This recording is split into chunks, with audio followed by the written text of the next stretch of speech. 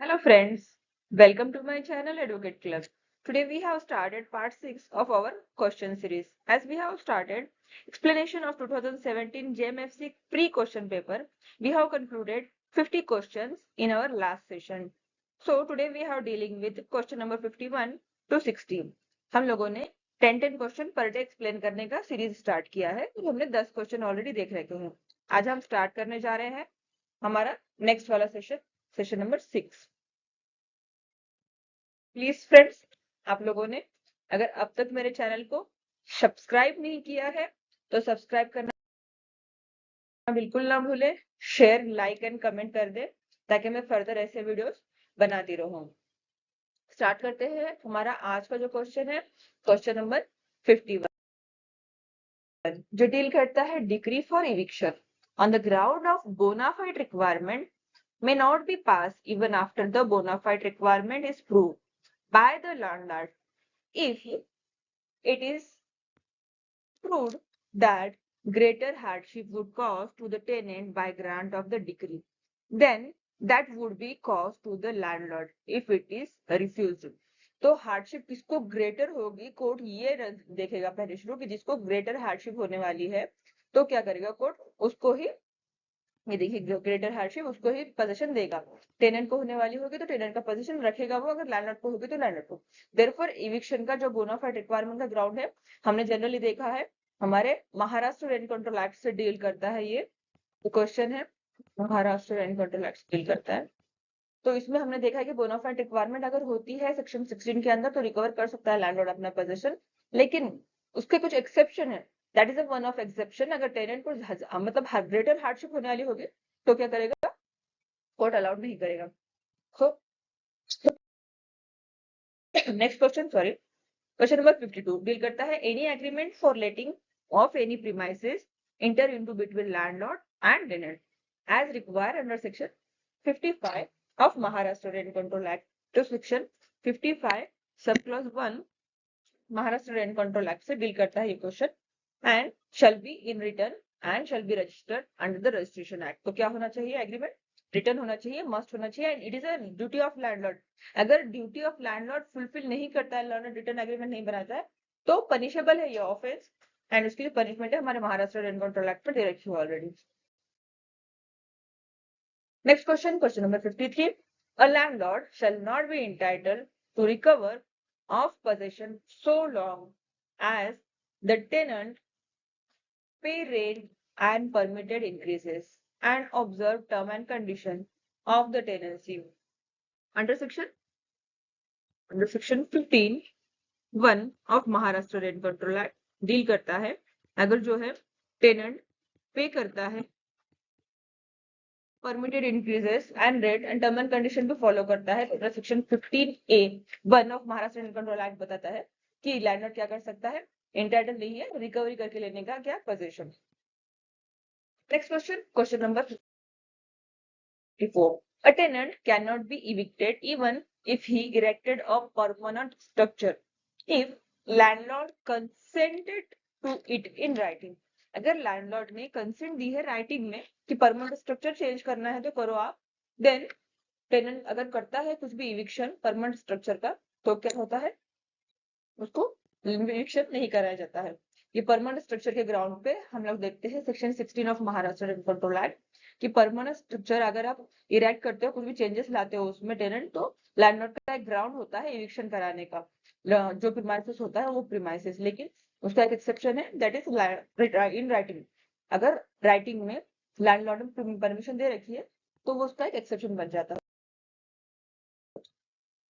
Next section question है हमारा question number 55, essential supply or services as contemplated under section 24 of the Maharashtra Rent Control Act includes, इसमें supply of water and electricity, lights in passage and staircase, lift and conservancy and sanitary services, all of the above.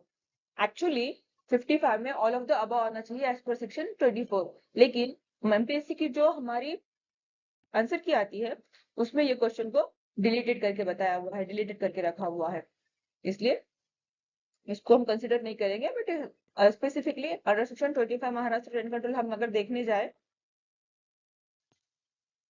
क्योंकि section 24 of Maharashtra rent control act बताता है कि licence to occupy premises for residential purpose are obliged to deliver. तो इसमें specifically right an obligation of both licensee and licensor regarding to the position of licence premises for residence, ये डील करता है हमारा सेक्शन 24।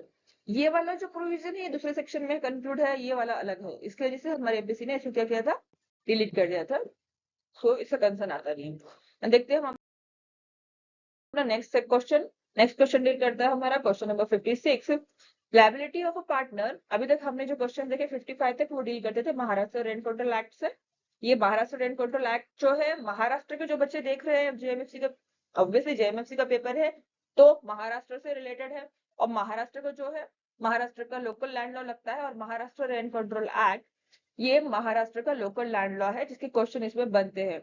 अगर आप कहीं बाहर के स्टेट से देख रहे हो तो महाराष्ट्र रेंट कंट्रोल एक्ट को छोड़ के, except Maharashtra rent control act, all other act necessary to all judiciary examination, तो बाकी के जितने भी क्वेश्चन बनेंगे वो सबके काम आने वाले हैं friends.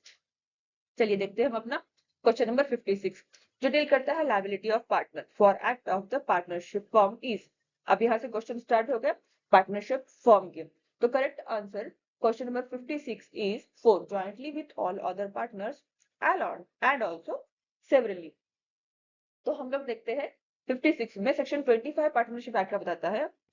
Section 25 of partnership act, Section 25 of Partnership Act, every partner is liable jointly with all the other partners,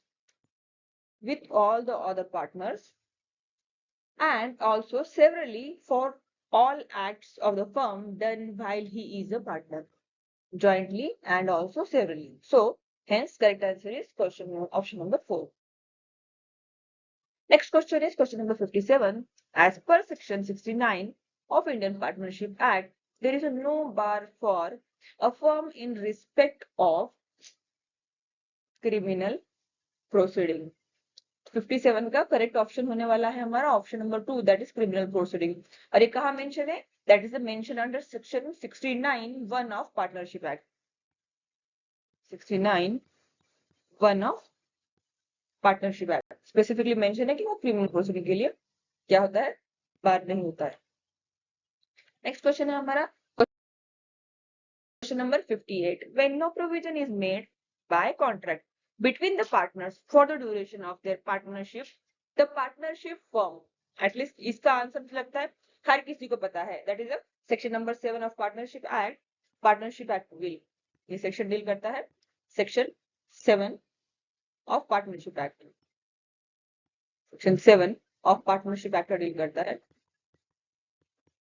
partnership act will. It means इसमें कोई भी पार्टनर है, कोई भी कॉन्ट्रैक्ट वगैरह बनाया नहीं होता है, खुद के मर्जी से चलाते हैं, ये कोई प्रोविजन नहीं होता है इसमें, ना कोई एग्रीमेंट होता है, ना कोई कॉन्ट्रैक्ट होता है, ये खुद के मर्जी से क्या करते हैं, उनकी पार्टनरशिप फर्म जो है रन करते हैं। 4 लोग आगे, 4 लोगों ने अपना अपना कैपिटल डाला और वो अपनी पार्टनरशिप रन कर रहे हैं, कोई एग्रीमेंट नहीं, कुछ नहीं, अनलिमिटेड टाइम की जितना भी उनको लगता है, तो ये एक्ट विल बोला जाता है as per section 7 of in partnership act.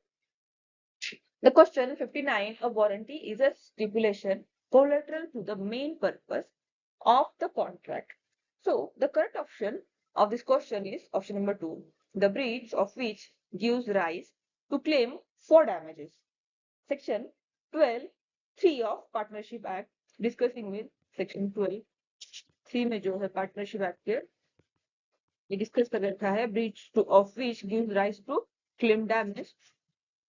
वो क्या होता है, स्टिपुलेशन क्या होंगे, terms of the contract, main purpose को कोलैटरल करते हैं, कब करते हैं, तो वो डैमेज को क्लेम करने के लिए होगा तब करते हैं, डील करता है ये हमारा 12 सेक्शन से। Then the last question of today's session, that is question number 60। According to the provisions of sale of good act, notwithstanding anything that the goods may have passed to the buyer, the unpaid seller of the good has all above।